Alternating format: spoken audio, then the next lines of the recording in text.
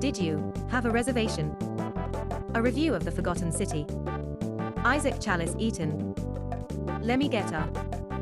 Or is it pointing and clicking if you rotate the camera and then hit the A button? It is amazing to me that this game was made as a standalone version of a Skyrim mod. A very small team of people made all of this stuff. As someone who hopes to one day release their own video game, seeing this kind of stuff is very inspiring. The Forgotten City is not all that different from the core structure of the Department of Wishes.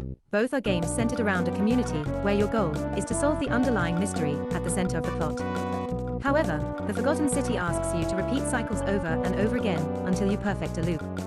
DAO doesn't want you to perfect anything. I should say that this opposition isn't a negative for me. The Forgotten City and my own prospective game, The Department of Wishes, exist on parallel planes. The Forgotten City is more traditional adventure game with a twist than anything else. You acquire items by pointing and clicking. You advance dialogue trees with new information you get by advancing other dialogue trees. It has more in common with games such as The Return of the Obra Dinn and Day of the Tentacle than it does games like Nayar or Disco Elysium.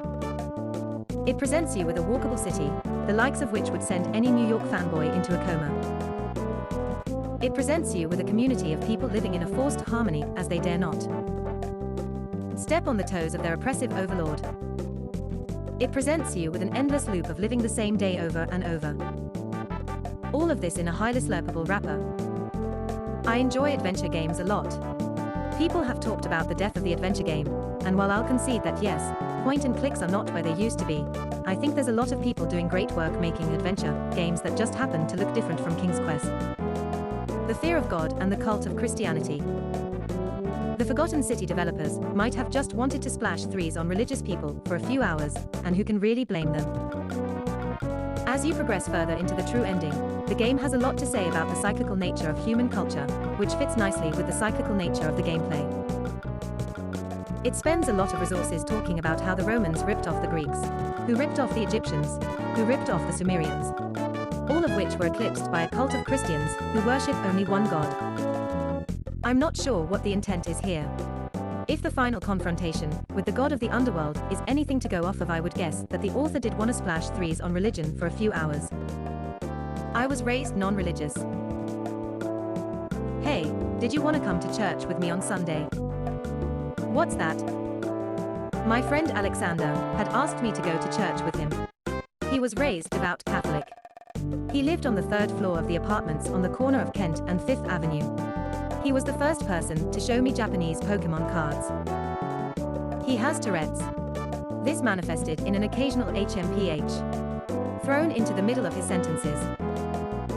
One time, my mom asked him, "What's wrong with you?" We loved Hawaiian Punch.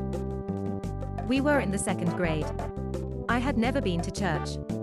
I had never even heard of church. He had probably gone every Sunday he had been on planet Earth. You know, like God and Jesus. No. I don't know what that is. We go every Sunday with my family, it's a lot of fun. Okay. I'll ask my parents. My dad dropped me off at the church in his new, at the time, Chevy Suburban. You had to put the credit card in twice at the pump to fill up the tank. Upon entering the church with Alexander, we were seated in a giant hall facing a statue of a giant man suspended on a cross. It was scary. A man stood at a podium in the front of the room, and as he started reciting things, everyone in the uncomfortable seats knew when to get up out of them, kneel, stand up, sit back down, close their eyes, hold hands and sing or chant along. I asked Mrs. Vargas where the bathroom was. I went into the lobby and used a payphone to call my dad and have him pick me up. I never went back to church. All of my friends growing up were religious. I wouldn't meet another atheist until my friend Skylar in the 9th grade. We both shared our experiences of being absolutely hated for being non-believers. A lot of my friends were mean to me about not believing in God. I never wanted to go on the defensive and try to fight them about it because I figured that they would eventually stop believing in God. There were times that I lost my good judgment and would decide to fight them on the subject. And what's the perfect ace in the hole for any 15-year-old asshole who has read a few books? Explain to me how you were born into the right religion. Why isn't Islam the truth? Fucking got him, ship sunk. All arguments ended. Good luck with that one, you Bible-thumping Moran. This, while basic, is a valid argument. However, it didn't lead you to win any of these conversations you had when you were a kid about is God real or not. And anyway, those conversations are a waste of time. It takes maturity to admit that you are wrong, and it also takes maturity to leave people alone. No one wants to admit that they were lied to by their parents for years and years. No one wants to think that all the time they spent not playing with stuffed animals in their room, and instead going to church on Sundays was the biggest waste of time. Ultimately, we all come to our own conclusions. And when those same people came to the conclusion that yes, God was not real, they became militant. I identify as an atheist. I have since I learned the word. I am not agnostic. Atheists often get a bad reputation for being giant meanie heads who are smarter than you and need to let you know it. I hate atheists for this reason. And when my friends later in life became atheists, they expended energy on needing to get back at the world for having the wool over their eyes for the first 18 years they lived on it. I never had a fallout from religion, thus I never felt the need to fight people for being religious. Sometimes you get involved with these kinds of conversations due to your environment, and you just have to play along, because you haven't fully realized you can do what you want yet. I would later gain autonomy at age 23. My point here is that while I like the idea of referencing cycles of religion in an effort to mirror the cycles of time you go through in this game, I'm not super on board with the haha, checkmate religious people attitude that the game can sometimes bring to the forefront. We could argue about whether that's the intent of the work or not. Ultimately, it doesn't matter what the intent is, and it's up to the player to decide for themselves. This is the worst and best part of making art. No one reading this understands the intent that I have when I make albums. People will often say, I really liked it, dude. Super chill. This makes me want to rip my own head off of my body. My music is not meant to be chill. I don't perceive it that way. Are those people wrong for their interpretations? Well, no.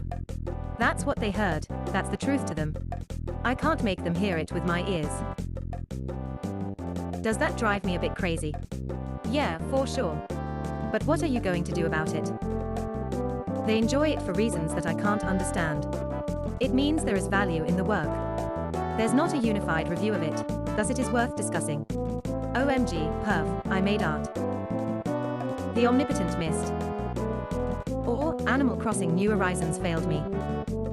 I have two contradicting fantasies in my head at all times.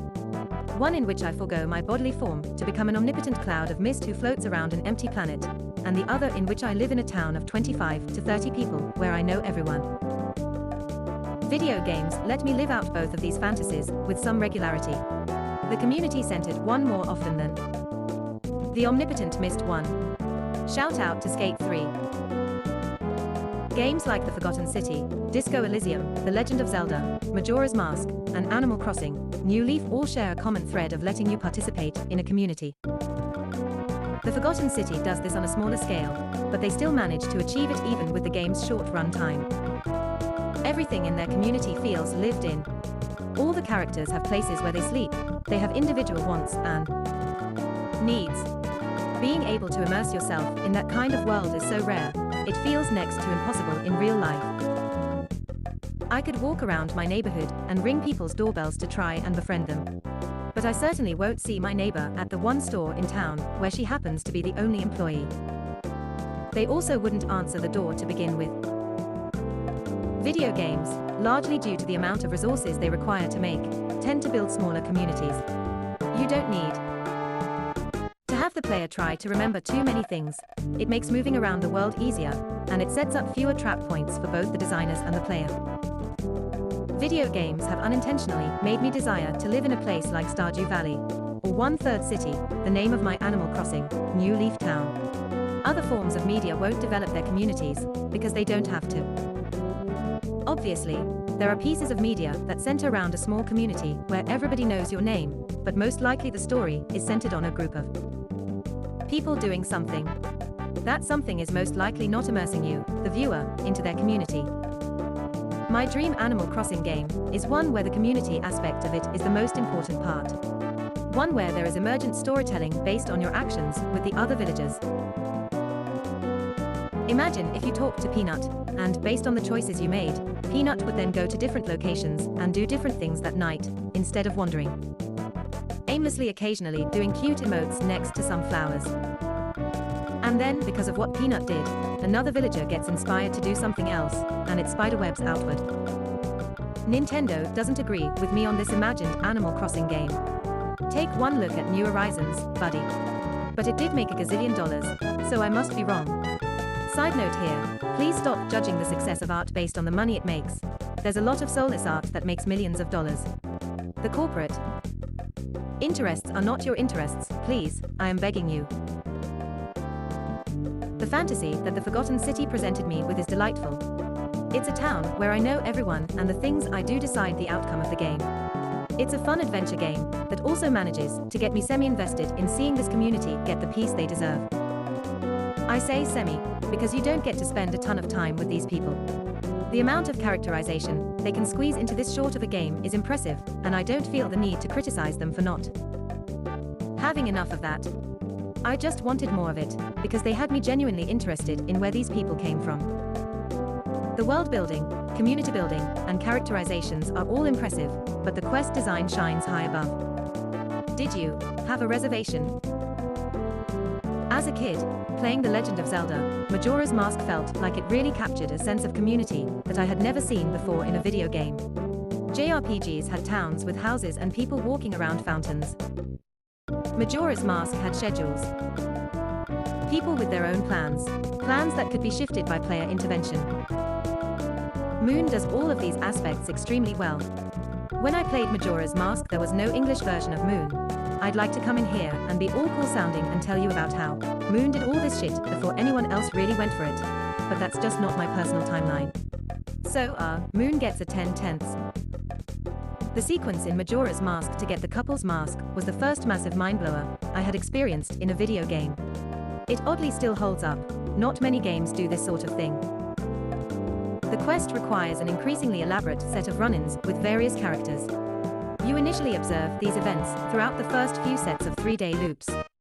The information you learn is stored in a notebook, and you can use this notebook to plot out the sequence of events to get the couple's mask.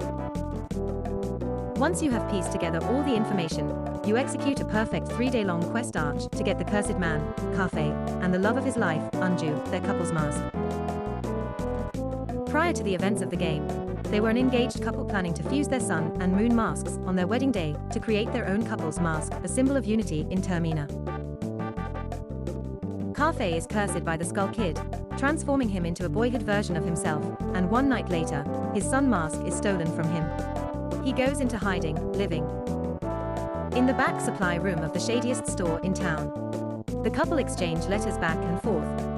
These letters tell Kafei to trust the player character.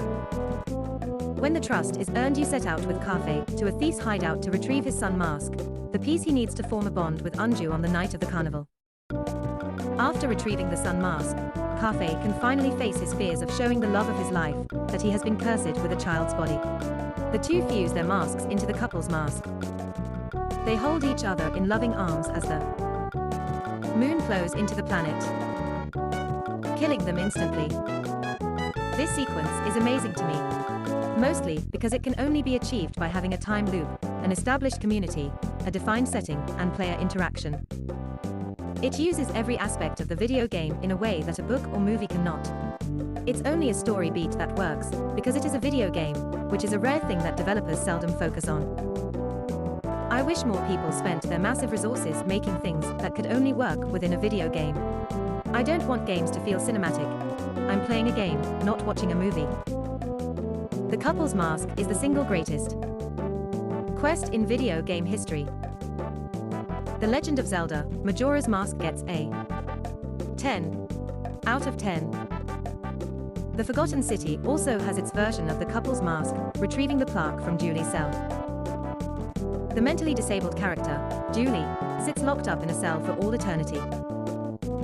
The current magistrate will not release him, as he believes Julie will steal from people, breaking the golden rule and killing everyone in the town. Inside Julie's cell sits a Greek plaque. You need to get this plaque so that you can insert it into an obelisk and get the true ending of the game.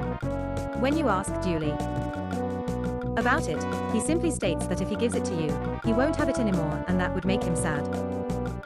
Now begins the sequence of freeing Julie from his cell, not only because you feel bad for the guy, but because you want to rob him of his plaque. The man who greets you at the start of every loop, Galerius, also wants to see Julie free. He believes that Julie shouldn't be imprisoned simply because he can't control himself. He cares for Julie and wants to help him. If you can get Galerius elected magistrate, he will see that Julie is freed from his cell. However, this sets up a ton of problems. There are 2 people running for magistrate, and there cannot be a new person nominated unless one of them drops out. You set off on an elaborate sequence to not only get a spot open for Galerius, but also make Galerius into a hero so that people vote for him. It took me a few loops to help everyone in the town individually, and on the election loop, you can have Galerius do all of that stuff for you. You send him on his way. He saves a woman from Hemlock, stops a man from Uniliving, guides a woman away from a crumbling building, stops an assassination attempt, delivers medicine to a homophobe, frees 2 people from slavery, gets a corrupt politician to withdraw from an election, nominates himself and wins. Once Julie is free, you can slide into his cell and take the plaque you need for the good ending. And not 1 minute after being freed by Galerius, Julie steals the first shiny thing he sees, breaking the golden rule, and killing everyone in the town. This is the kind of shit I live for in video games.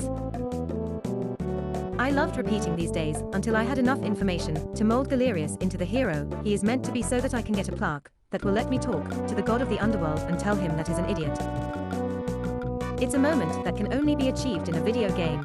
It requires player engagement.